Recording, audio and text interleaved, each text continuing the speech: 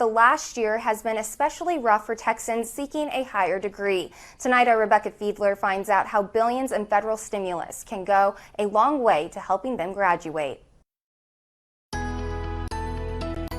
Texas A&M is to receive $100 million in federal aid.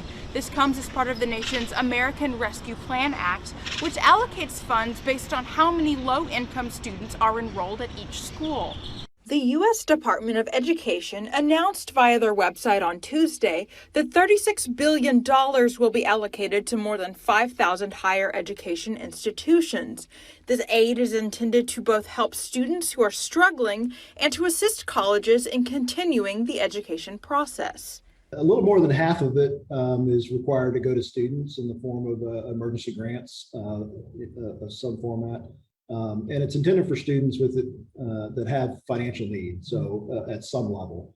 Students such as Jacob Menchaca, who will be a pre-med senior at A&M this fall, say the money could be helpful to them. Menchaca said he was furloughed during the pandemic and has had to look for work at least twice since last March. His peers at A&M have been through some of the same struggles.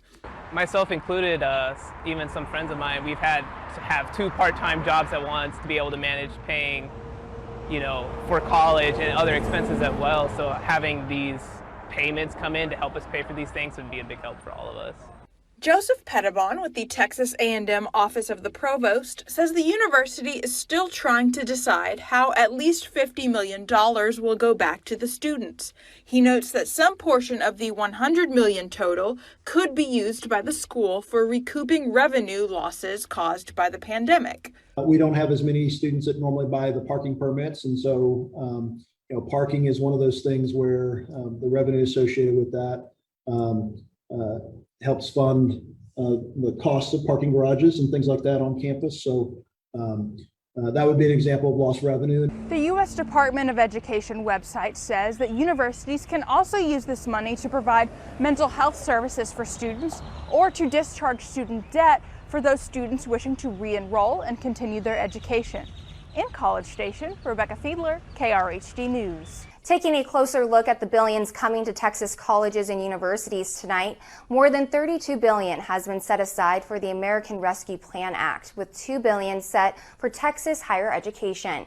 $1 billion will go towards student financial grants for those struggling due to the pandemic. Colleges and universities will have a formula based on the number of low-income students, with Texas A&M getting more than $100 million.